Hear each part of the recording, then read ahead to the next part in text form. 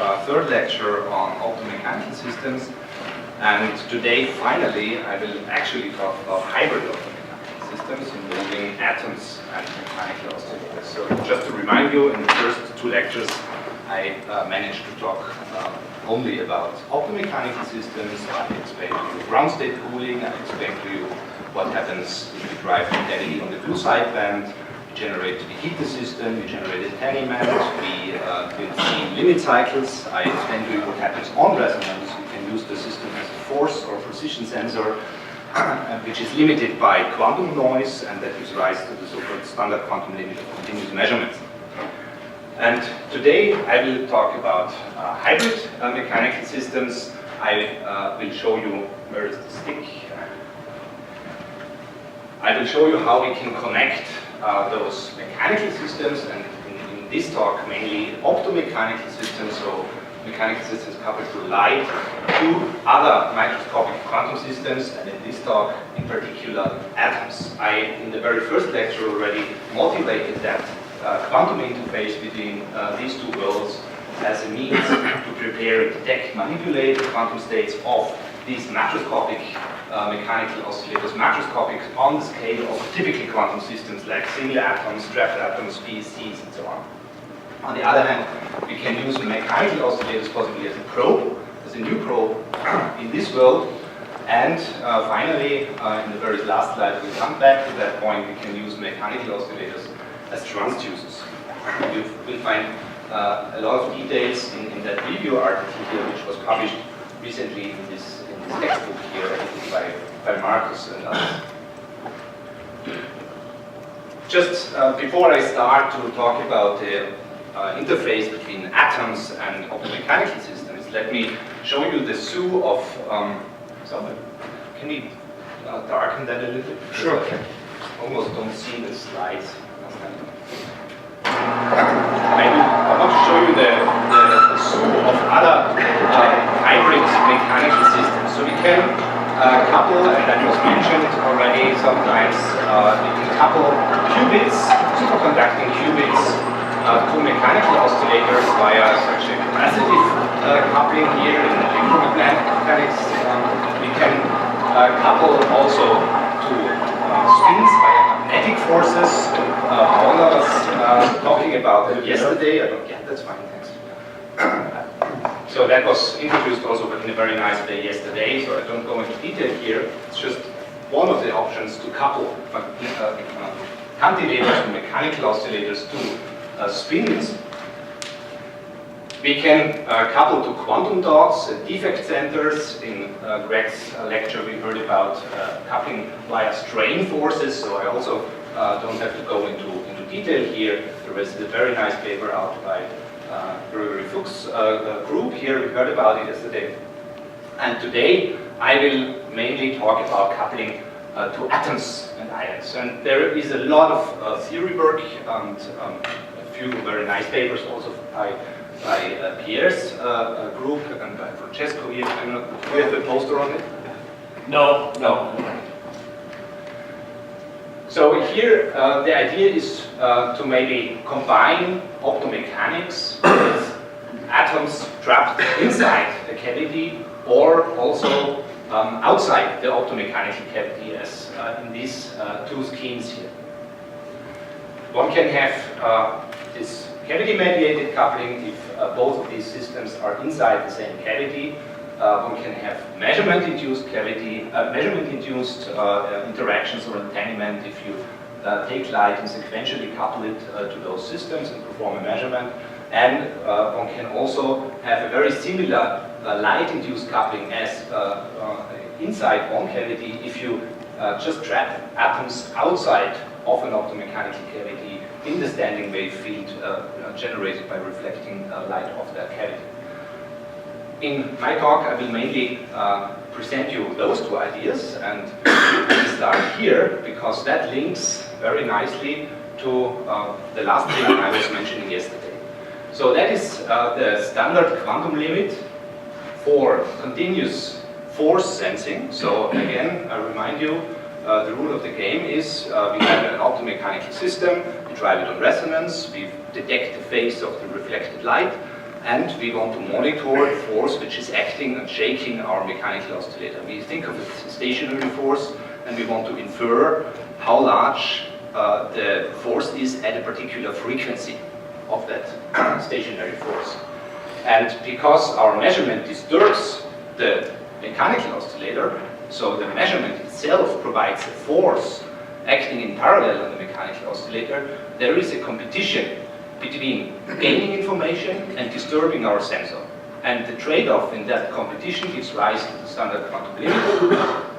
And if we choose at each of those frequencies the correct power, then this blue curve here tells you what is the ultimate sensitivity which you can achieve, unless you somehow manage to evade backaction or play some other tricks here. So in view of the fact that some of the most advanced systems will approach the standard quantum limit, I mentioned to you LIGO, but also the micromechanical systems will not in too long time approach that standard quantum limit of force, position, or accelerometry. We'll approach that standard quantum limit. We can ask now the question, how can we surpass that limit? And there are actually quite a few possible ways to do that, and ideas so far. Many of them go back to Braginski, surprise. Maybe, I don't know, 30 years old, 40, 60, I don't know. Yeah. So one possibility is to inject squeezed light. So the standard quantum limit comes about from, is due to the fact that light has quantum fluctuations. So if you, it should be intuitive that if you manage to engineer those quantum fluctuations in the right way, you should maybe be able to move that point of ultimate precision limitation due to quantum noise. So that is one thing. Maybe some of you know that some of the present gravitational wave detectors, in particular GEO in Germany, is already operating with squeezed light, and in the future LIGO systems squeezed light should also be injected, but that is not yet taking us below the standard quantum limit. That is just achieving that we reach the same sensitivity at lower powers, so that saves power, which is in that business also a very important thing, because they push really the power already to the limit. They cannot crank up their lasers anymore. So, but if you take slightly more sophisticated sort of squeezed light, and in particular you would need a squeezed light whose squeezing ellipse is rotated in frequency, you would be able to actually surpass the standard quantum limit.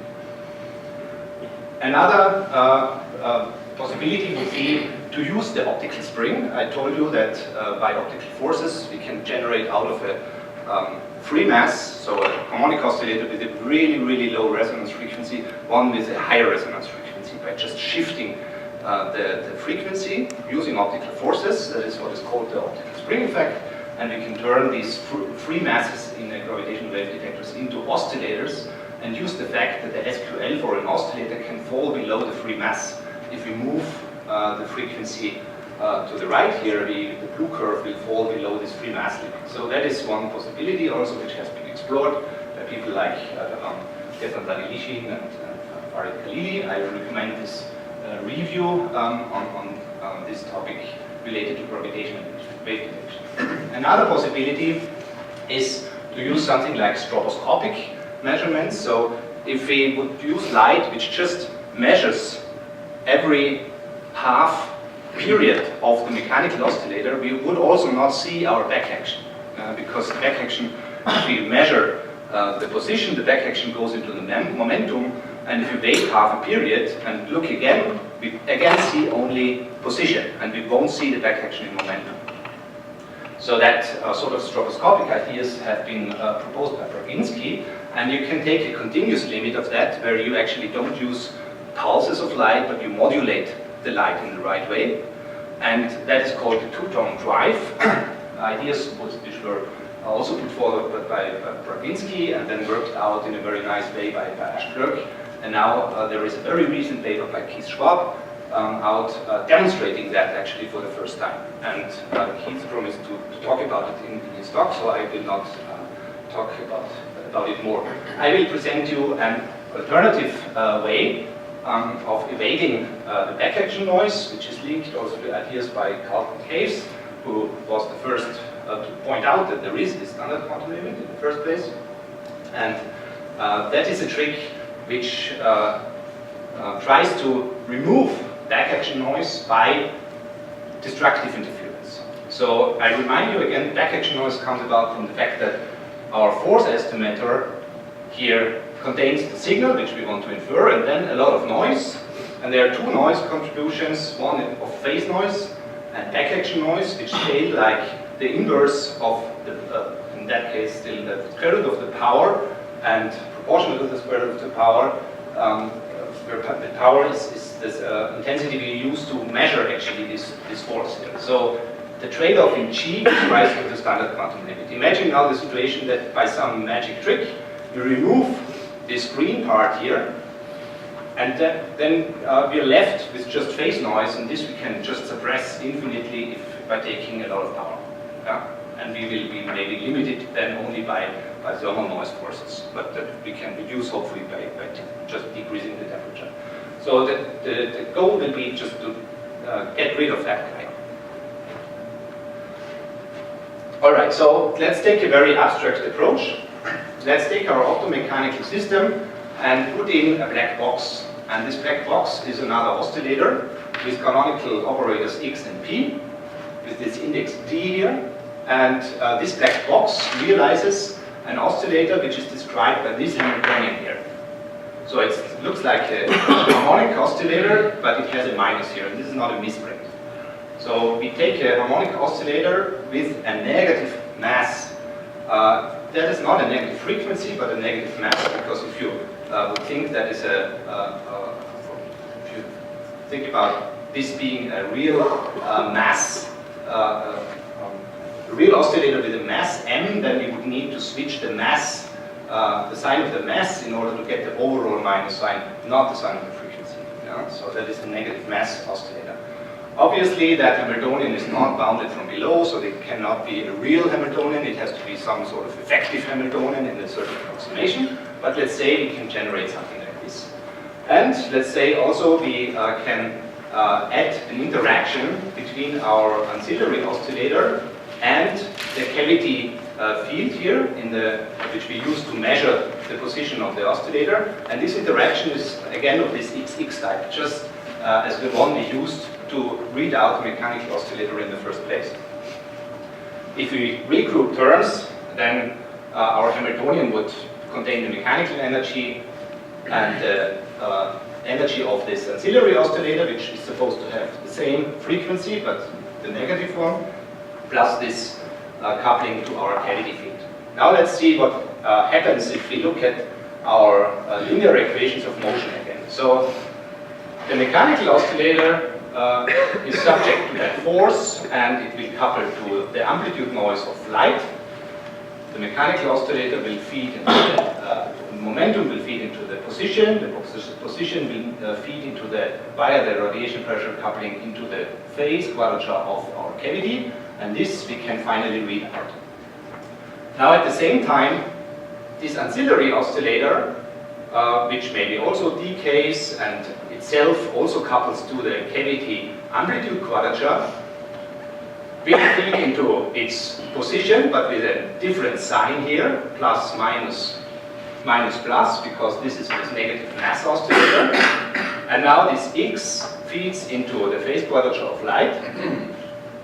And what is happening here is now when we ask what noise do we see, what signal do we see in our phase quadrature, then obviously we will see again phase noise of light. This is just this P in here. We will see our signal fed through that line here. We will see back action noise, but now through two channels. And these two channels will interfere destructively. We can see that if we look directly at the quantity which we read out with light, namely the sum of xm and xt. So if we take our equations of motion for xm and xt, and you see how the sum evolves. They couple to Pm minus Pd, and Pm minus Pd here, if you add those equations of motion, they will have two contributions from amplitude noise, and this just goes away. So that removes back action noise from our signal. You will not see. We can look at the same thing again in frequency space, and this is the way we derived the quantitative formulation of the standard quantum limit. So our phase quadrature at a particular Seidman frequency omega will have shot noise, the signal which we are trying to measure here, and it will have amplitude noise of our measurement fed through those two channels, the mechanical susceptibility and the susceptibility of our ancillary oscillator, this black box here. And if we manage to engineer the susceptibility of that black box in the way that it corresponds to minus the mechanical susceptibility, then we would just get rid of back action noise and remove it from our measured signal. If we take that expression now in the case of ideal quantum back action noise cancellation, our estimator would be just again this phase quadrature scaled to the signal strength, and it would be the signal plus shot noise, which we can suppress by choosing the power sufficiently. So no back action noise, no SQL. The question is, of course, now how do we build that box? Before I go into detail, before I show you two possibilities to build that box, let me also emphasize that instead of putting that box inside the cavity, we can just put it outside the cavity. Please. Where was A dagger A in that Hamiltonian? Sorry. Which Hamiltonian? Yeah, well, you mean the here? Mm-hmm. There are A dagger A's in the cavity. So we are in the rotating frame, and then the cavity has effectively an energy 0. Because it goes with the laser frequency. Doesn't come. Please. Maybe you're going to come to this, and so you can just brush me off. But so the ancillary cavity that you're putting in, of course, has its own line width and all of these things associated with it. So can you say what kinds of requirements that you would have to still sort of make this be a net win? So in the end, what you really want to have, what you have to achieve is this matching of susceptibilities. Right, but let's say that that thing is a bad oscillator. What does that have a negative impact, or does that not show up? I will, when we show the possibilities to actually build that black box, you will see that in some cases it would be nice to have a bad oscillator, because maybe then you can match the line width of your cavity to the line width of your bad oscillator. The problem comes about when you have a very good oscillator with a Hertz line width, you will never be able to match your cavity to that. So it's sometimes it will be impossible or difficult or even impossible to fulfill that at all frequencies. But maybe you're happy with cancelling back action noise in a particular frequency window if you're more modest, and then you don't need to have this fulfilled at any frequency, but maybe a little bit of a frequency. And any destructive interference here will help. No? If you remove it completely, that's the best you can achieve.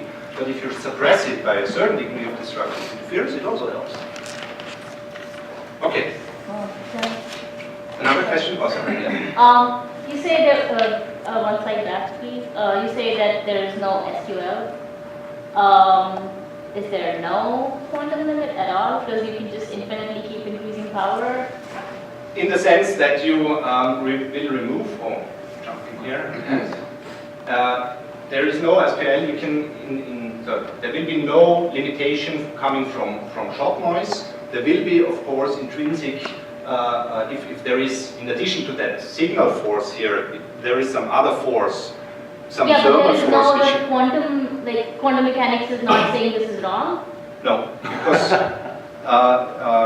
that essentially realizes, again, a QND measurement. And in a QND measurement, you can get infinitely strong in your measurement strength. And you generate a squeeze state. I will come back to the connection to squeezing. So you just dump all the measurement back action into a degree of freedom of your sensor, which you don't see. Yeah, I think Archive says it in also a nice way. He says that basically you look only at the subsystem, the full system, which is really a classical system. Yes. Yeah. Because the observables commute. The Yeah. observables you look into. Exactly. Yeah. So this is what he calls a decoherence-free subspace. Yeah. No, not like decoherence-free subspace, a quantum mechanics-free subspace. Right, that's right. And Eugene Boltzmann calls it a trajectory without quantum uncertainty. So you somehow are in a subspace where you don't have, where you have a commuting algebra. So there is no limitation on how precise you can define those quantities which are relevant to you. You hope that the additional noise you put in the other degrees of freedom doesn't kill you. Yes, right. Of course. I mean, any imprecision will impair the effect. But okay, it's an idea. Just a quick, how easy can we match the G's for the couplings to the two? It depends on the realization, of course, and in some cases that will be again hard or impossible. We can discuss it when I show you how we can actually do that. All right, so I was here promising you that we can also put it up in the sequential manner, which maybe makes it somehow easier to build things like that. So one method to build such a negative mass oscillator coupling to our meter cavity was put forward by Pankaj Zhang and Carlton Case.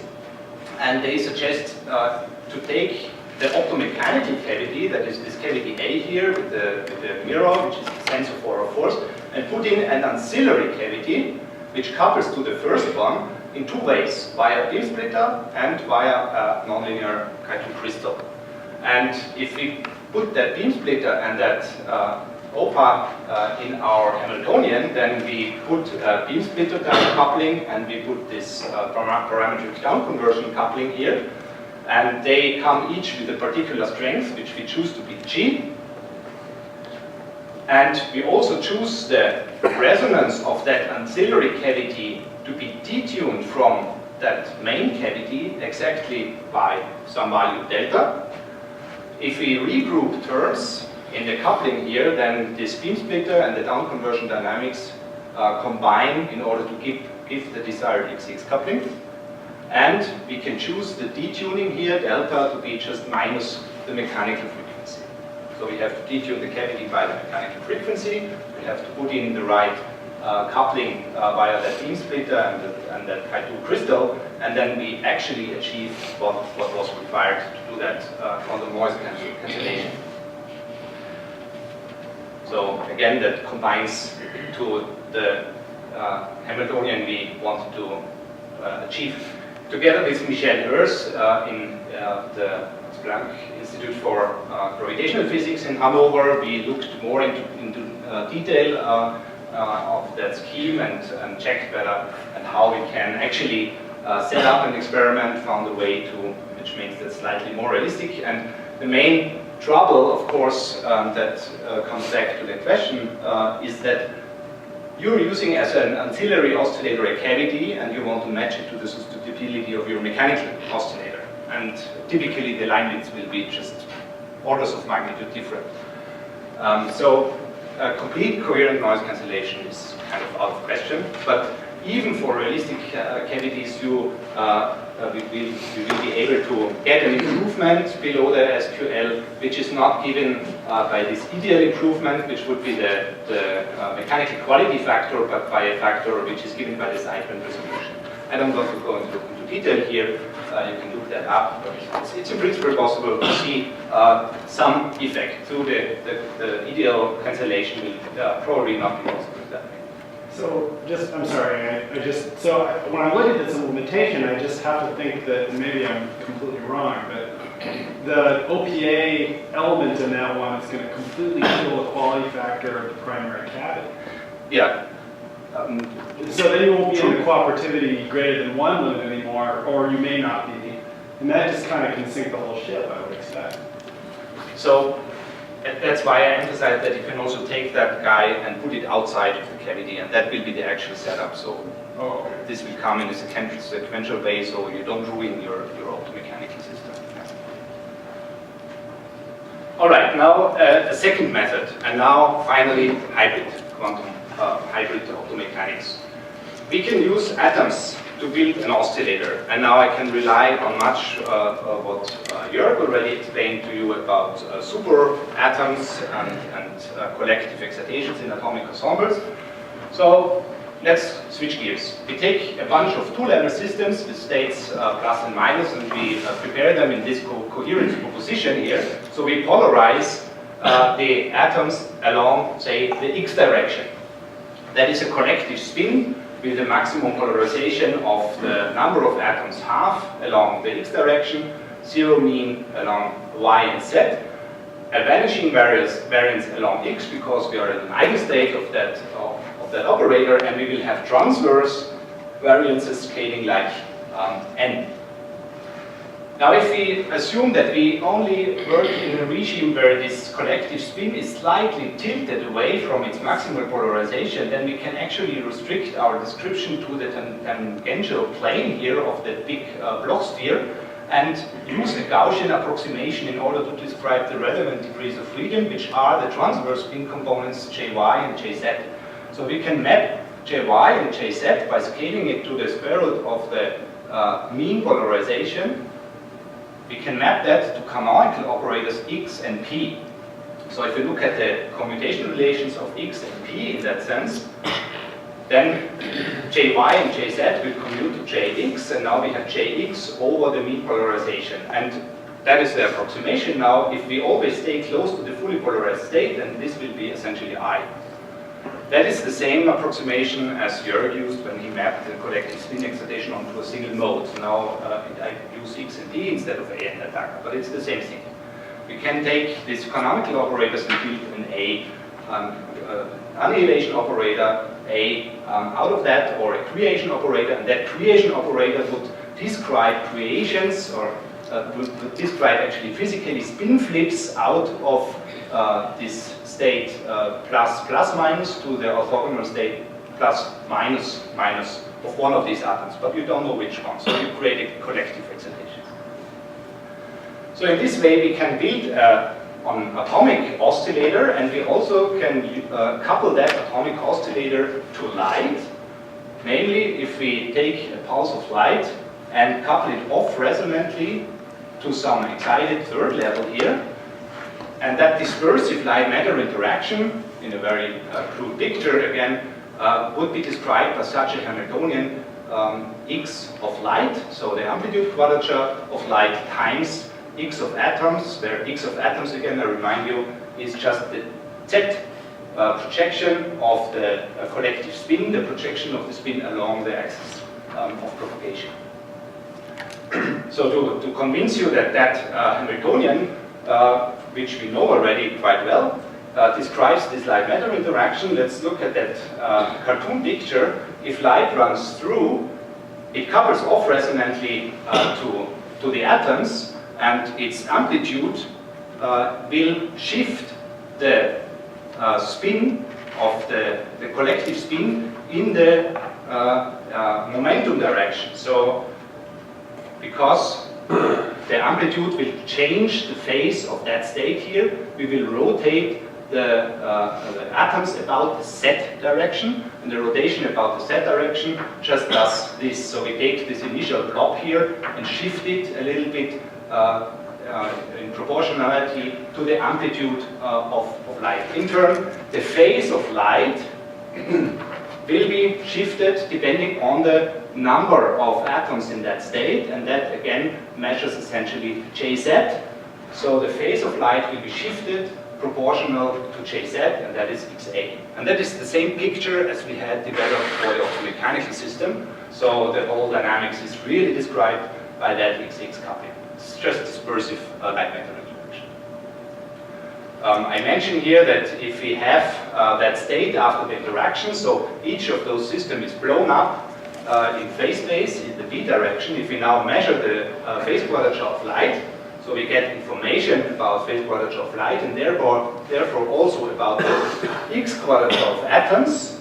We learn something about the x quadrature of atoms. That means we conditionally reduce the variance, but we spoil it sort of in the interaction, and that creates this conditionally squeezed state of atoms, this squeezed spin state, which has been demonstrated in a bunch of beautiful experiments. That's just a side remark here. Now, Basically what, UG Baltic experiments. yes, UG Baltics and Vladan Kulic did that, and the Kano group. All right, so what we can also do with atoms, with these magnetic oscillators, is we can put them in magnetic fields. And in a magnetic field, the two levels will split up. And if you put the magnetic field along the x direction, then Jy and Jz will start to rotate. So we can really, literally build an oscillator out of our atoms. So we can actually engineer a Hamiltonian, which looks like this omega A dagger A, where this is now the creation annihilation operator for the atomic oscillator, and this XX are coupling to light. And this omega A we can control via the Lama frequency. And this Lama frequency, or the Zeeman splitting of the two levels along the x-axis, can be, of course, positive or negative. Yeah? Depending on where our population sits, we can generate a situation where the dominant population of the atom sits upstairs, and each time we create a collective excitation, we release energy. So that would be the negative mass oscillator. So we can really generate, as required, the negative mass oscillator, and we can now speculate about a setup where we take our optomechanical system and then take the light, we let it run through an atomic ensemble, which we set up in the required way. And in order to achieve the coherent noise cancellation, what we would have to require is that the mechanical frequency here matches this Lama frequency, and that is possible. I mean, if we have 100 kilohertz, megahertz mechanical oscillator, we can really match that. We can even go to gigahertz if we use hyperfine transitions in atoms. So we can really cover the relevant range for micromechanical systems. We also have to, of course, match the light-matter coupling of atoms to the optomechanical coupling G, and I promise you that is also possible. And in that case, we would really cancel that, provided that we match the susceptibilities. That will, of course, require also matching of the widths.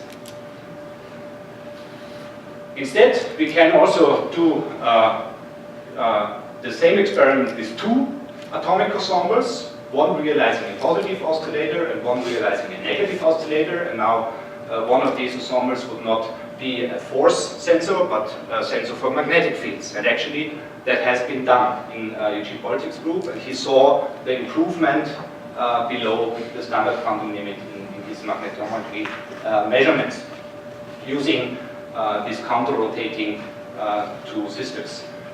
Pierre put forward another method to achieve the same thing, a negative mass oscillator with a PEC inside a cavity, which is kept in an optical lattice, which creates an anomalous dispersion.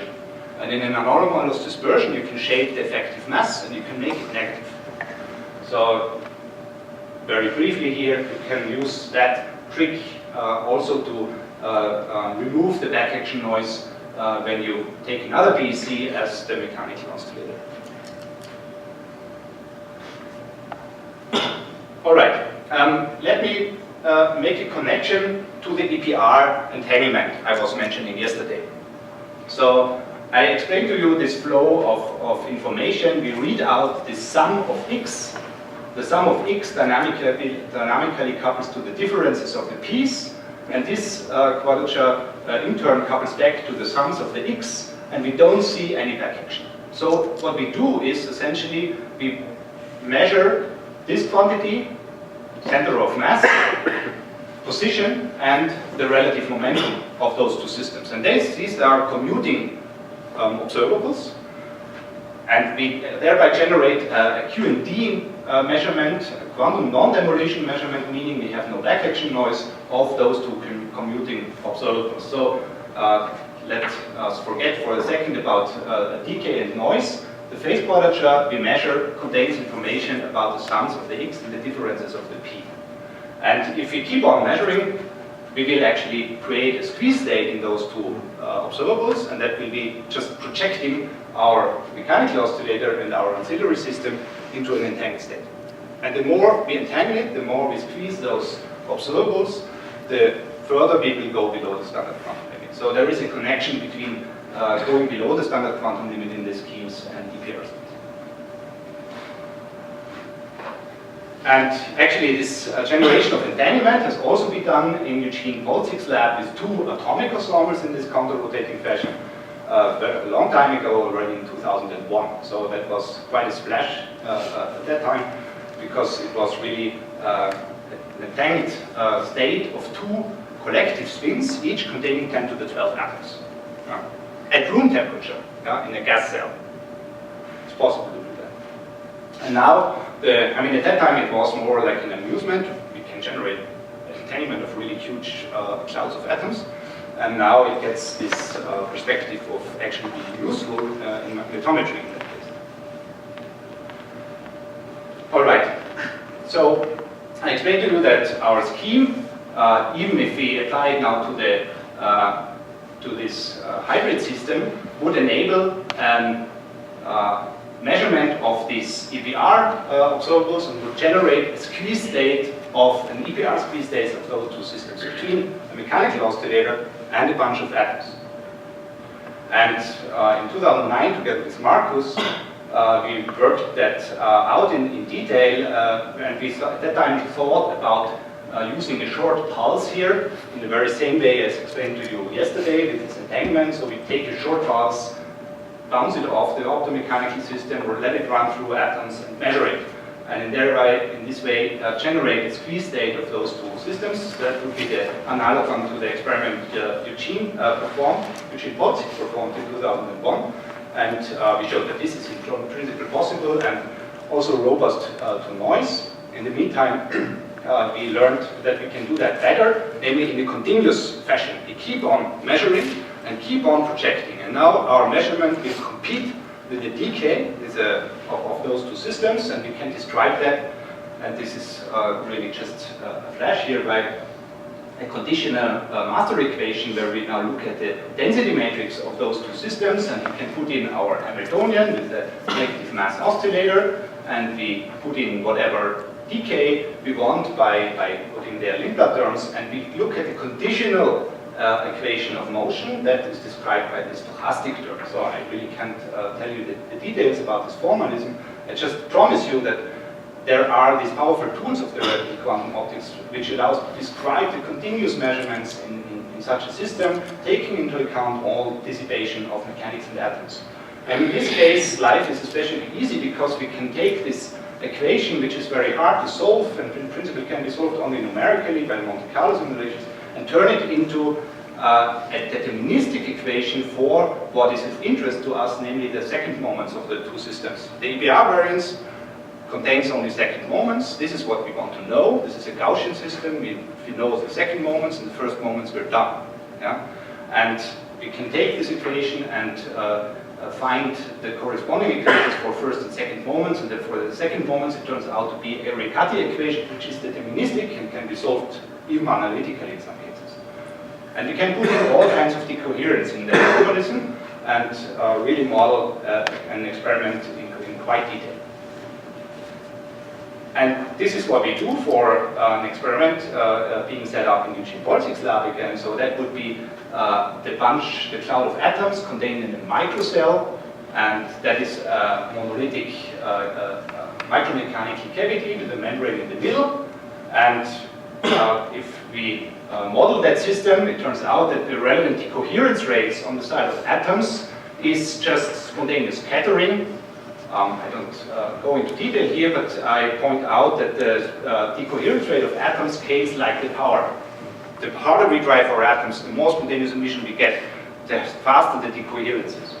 On the side of the mechanical system, the relevant decoherence rate is the thermal decoherence rate we already have seen the other days. So that's the intrinsic line width times the mean number of phonons in thermal equilibrium. The measurement strength on the side of atoms is given by this, because we are dispersive, it's given by the ratio of the line width to the detuning squared. The probability to actually hit the atoms with our laser field, that's the scattering cross-section over the beam cross-section. And then we have, again, the power and the number of atoms we get because we have a collectively enhanced measurement strength. And on the side of the optomechanical system, it's our optomechanical coupling, intra-cavity coupling squared over the cavity line width. So that is the effective measurement strength when we talk about the output light. And we now, of course, need ideally to match those things, but let's not tie it together at the moment. We will see that that comes out just on its own. If we look at the respective ratios of good to bad between those two rates, so that's the bad rate, that's the good rate, then in the side of atoms, power drops out, and what is left over is the scattering cross-section to the beam cross-section times the number of atoms, and this is what is called the optical depth of the atomic ensemble. So that is a dimensionless number which characterizes the strength of our light-matter interaction. And on the side of the optomechanical system, if we take the ratio, what we find is, surprise, the cooperativity. Again, a dimensionless number. That is not independent of power. That grows with power. But interestingly, our atomic oscillator here has an optical depth which does not scale with power. So it's independent of power. So the relevant parameters in that systems are the optical depth and the cooperativity, and the ratio of the decoherence rates, which we can define here as the parameter R, which scales with power. And now, of course, we have to include maybe even other losses, like transmission losses of light in between the two systems, and we can plug everything into our stochastic equation, solve that, and calculate the entanglement. On the next slide, I'll show you the result, but let me point out before that solving that in an experiment or looking at this conditional state which comes out of such an equation in the experiment just means doing proper post-processing of light. So we put our photocurrent into the computer, and what we get out is the density, the conditional state of the density matrix. And this process is called Kalman or Wiener filtering, and maybe Marcus is at least mentioning it in his talk. So now you have to. Now you don't have to, if you want. For those who are interested, you can also look at this recent paper by the Furusawa group, who applied these sort of things also to an oscillator in free space, actually, in the limit where the cooperativity is much smaller than 1. And the nice thing about this conditional state, I mentioned that yesterday, again, in the limit where the cooperativity is large, and now we have atoms also in the game, in the limit of the large optomechanical optical depth, the conditional state will be an almost pure quantum state. And in that case, it will be an EPR squeezed entangled quantum state between the two systems. And that's the result of the calculation. So we have loss in between? Pardon? Even if we have the losses? Even if we have losses. So that is 90%, 10% losses in between the two systems, and optomechanical cooperativity, optical depth of atoms, and that is the EPR squeezing. So you can go to significant amounts of EPR squeezing for realistic optical depths of 10 or so, and optomechanical cooperativity of say 5 we would be here. And it magically also turns out that the good spot for the optimal ratio of the decoherence, and that translates then in the ratio also of the coupling strengths, is when the two systems couple equally well to light. So this is what you would expect. All right, so as I said, Eugene is really taking that very serious and setting up an experiment, where the first step maybe would be to see an antenna state, and in the second step we would use the same system as a force sensor below the SPL. So, probably again, almost finished. Will it start? Yeah, okay. Very briefly, a second setup involving atoms and a mechanical oscillator. So this is a setup Philip Treutlein, working in the group of that Henge at that time, a couple of years ago, suggested. So he came up with that idea and asked what happens if I trap atoms in the standing wave field reflected off a micromechanical membrane. So we started to scratch our heads and think about what happens, and it's pretty easy to find out what happens if that membrane shakes here. So you have a lousy mirror, it's shaking, so along with the mirror, the lattice would shake. So the lattice depends, the optical lattice experienced by the atoms here depends parametrically on the position of the mirror. And if that is moving, we can expand this optical potential around the equilibrium position of the oscillator and see the effect of tiny displacements. What we get in first order is just the harmonic confinement for each of these atoms. And on top of that, we get a linear XX coupling. Again, XX. Each atom couples via that linear interaction to the mirror. So you have some sort of spring between the atoms and the mirror. But that explains only the action of the membrane on the atoms. And you can read off what the coupling strength is, and the coupling strength for the cloud of atoms would scale like the trap frequency, which is maybe 100 kilohertz or so, and then so the square root of the collective mass of the cloud of atoms to the mass of the membrane. And even if you take a lot of atoms, that will be a tiny, tiny number. Now, that is the action of the membrane on atoms, so is there also an action of the atoms on the membrane? Now, if you think about tiny displacements of atoms in their harmonic potential, then they will feel a restoring force. They're confined. And that restoring force comes from photon momentum being transferred to the atoms. And if you transfer photon momentum to the atoms, that means you take a photon propagating in one direction and you flip it and let it propagate in the other direction. So you unbalance the two beams which provide the lattice in the first place. So a tiny elongation of atoms or displacement of atoms will change the power in left and right propagating components of the field. And the restoring force, which we know, the magnitude from that expression here, generates a power imbalance which is just C times the restoring force. You can work that out. And that power imbalance will be felt by the membrane. So you will have radiation pressure change given by that power change, and that just turns out to be reflectivity of the membrane times F. And that is good because now we have actio as reactio, as it should be, up to that curious factor of R, which I will come back to later. So there is really an action of atoms on the membrane and the membrane on the atoms. So if we take our XX Hamiltonian, we as usually get that coupling with a certain coupling G here. In one direction it's G, in the other direction it turns out to be R times G, where R is this finite reflectivity of the membrane. And the coupling strength, it's again trap frequency times this square root of the ratio of the masses of the two systems. So if you have such a coupling, what you could use it for is, for example, create the same trick as in optomechanical cooling. There we also had this XX coupling, and what we did is we cooled sort of the cavity because we coupled it to the vacuum field outside, and now we can do the same thing with atoms. We can laser cool them in the lattice. There is a spring connecting those two systems, and if we laser cool this bunch of this oscillator, we would sympathetically cool down the mechanical oscillator. And just by copy and paste from optomechanics, we can work out the cooling rate of our mechanical oscillator, and that would be just given by this coupling squared, the light-mediated coupling between those two systems squared over the cooling rate of atoms. And that can be, it turns out, a quite significant number.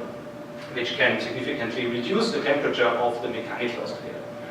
Of course, one should do a proper description of that system, and we developed a quantum treatment where we just wrote down the Hamiltonian of everything, including the mechanical oscillator, atoms, and light. And we eliminated the light field from the description. And I promise you that what you get out is a master equation for the two systems, atom and mechanical oscillator, where you get that coupling, that XX coupling at the right strength. On top of that, we will get radiation pressure noise on the membrane, also on atoms, and because of the particular configuration of light fields traveling here and the possibility to lose photons to that direction, we get an additional term C, which turns out to be described as cascaded systems and explain this slight asymmetry in the action of one system to the other. That's not a very important thing. Okay, but we convinced ourselves that everything is fine, and on top of the coupling, we also got out the decoherence rates generated in this system, and again, we can solve that equation easily and worked out parameter regimes where we actually sympathetically can cool the mechanical oscillator to the ground state. So that is the laser cooling rate, that is the finesse of a cavity, which we actually can also integrate in that system. So we can put the membrane, instead of the free space setup I showed you before, we can put that inside a cavity, and it still works. We keep atoms outside in their own cavity, if you like, but at least in their own ultra-high vacuum chamber, and we can keep the mechanical oscillator in its cryo system and in its own cavity, and enhance the interaction even by the finesse. Philip Treutlein set up the experiment. That is the oscillator inside its cavity, atoms in the optical lattice, including a cooling laser here. So that's a silicon nitride membrane, 274 kilohertz. We have to match the frequency of atoms to that, but we can do that in an optical lattice. It's not a particularly difficult trap frequency to be achieved here. And they saw the sympathetic cooling effect. So that is a curve showing the temperature of the mechanical oscillator versus power we are using to couple the system. So for low powers, we have the just room temperature of the mechanical oscillator in the end, and that we can decrease by cranking up the power. And actually on that slope here, because we are slightly detuned from the cavity, that is just normal laser cooling here. And at that point here, atoms, because if you crank up the power, you increase the trap frequency of atoms. Yeah? And the two systems will start to interact resonantly when the trap frequency of atoms matches the mechanical frequency. And that happens exactly at that point here. Yeah? Here, atoms come into resonance with the mechanical oscillator, and puff, we fall down and get dropped to much lower temperatures. And that is the sympathetic cooling effect of laser cooling of atoms cooling along the micromechanical oscillator at a meter distance. And then over a range of powers, we see an almost constant cooling effect. And this is also what you see here. That's the sympathetic cooling rate, which is due to laser cooling of atoms, which is 0 up to this point here, and this point corresponds to that point in the plot.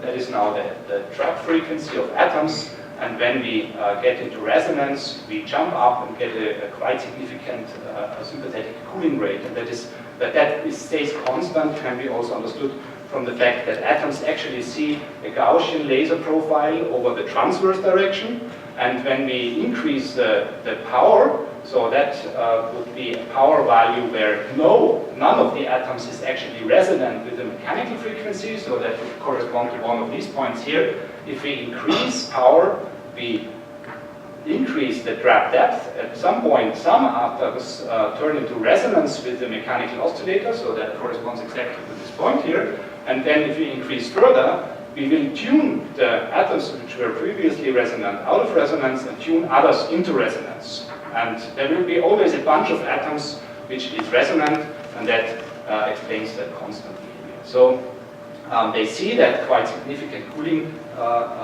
fraction, and we're going down here from 10 to the here from 10 to the 1 to like 2 or 3 Kelvin. Yeah?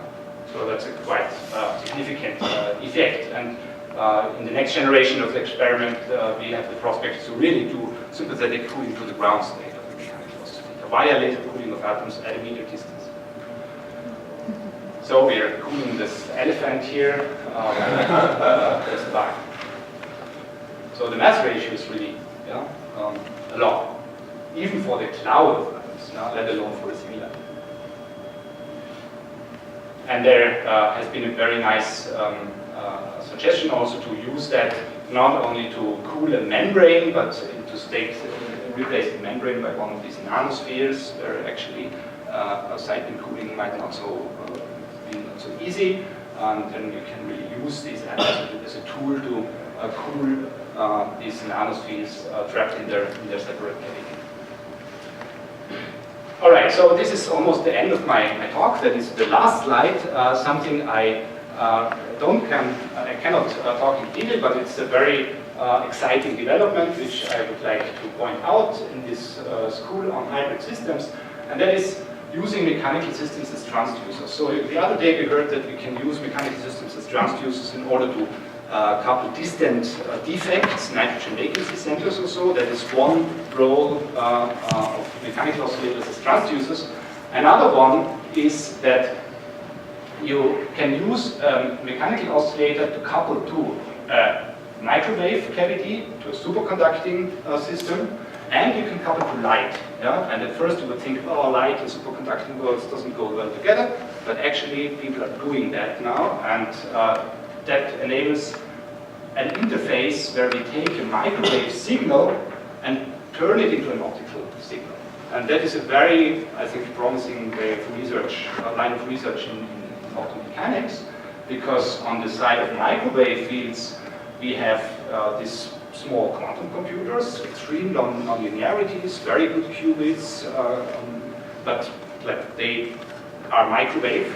We will not be able to shuttle microwave photons over long distances. So how shall we turn them into optical fields?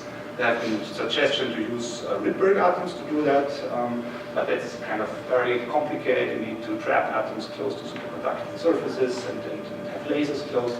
Now the mechanical oscillators actually would come in here to be very helpful.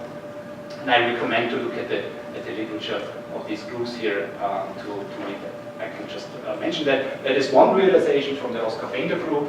That is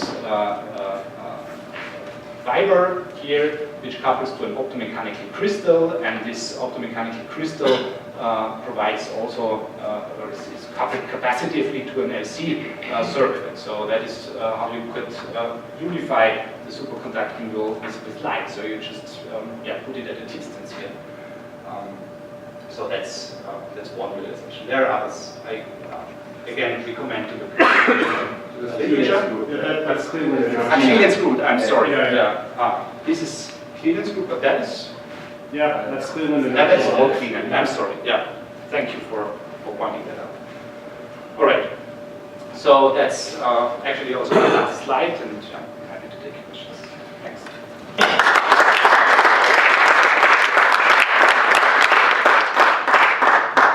Thank you so much for these beautiful lectures, Klemens. It's great. I'm sure we have questions, comments still. Yeah. So you have the motion of the optical lattice, the harmonic motion inside the potential well, and that affects the mirror, the cavity.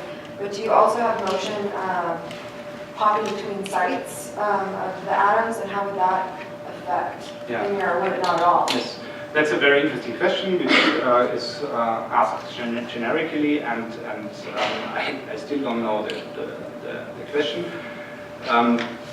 The way we model the atomic system here is kind of very basic. We say it's harmonically confined, and we neglect all the interesting many-body dynamics which you can have in optical lattices. And we tried to integrate that and maybe use the mechanical membrane as a new degree of freedom in optical lattice physics. Maybe you can engineer introduce in an engineered way phonons into the system, which would be kind of interesting. But the first obstacle you meet in that way is that what you talk to is just the center of mass of the atomic cloud. And what you would like to have is to talk to some relative modes of this cloud. So unless you play tricks with many modes of light or many modes of your mechanics. So as long as you're just talking to the center of mass of the whole cloud, you don't see all the interesting many-body. But it's still an open question. If somebody has a good idea to profit from that, maybe it's interesting. More questions? You guys are quiet this morning. I think you've been working all night last night. That must be the result. Yeah.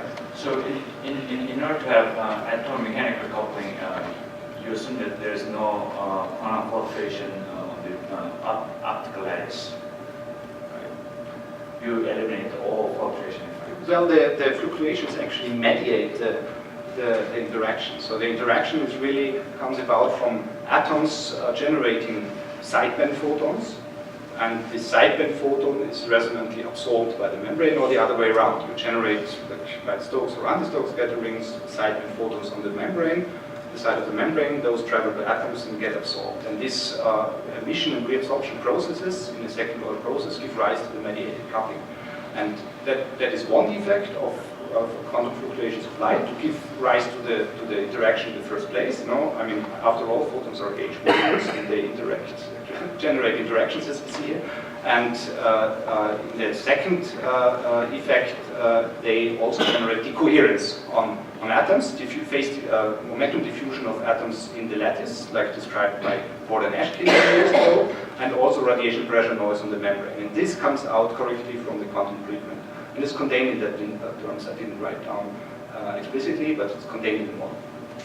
It seems the mediating optical field has just fluctuation, not just doesn't have any fluctuation. It's in the model. So if you write, we start from a quantized description of the light field, and we eliminate the quantized field, and we get on the one hand the direction, and on the other hand the decoherence processes on our system.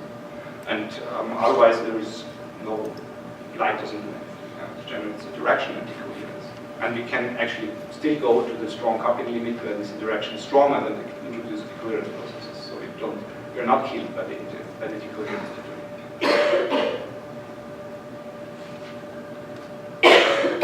Well, let's thank Klemens for beautiful lectures. Thank you.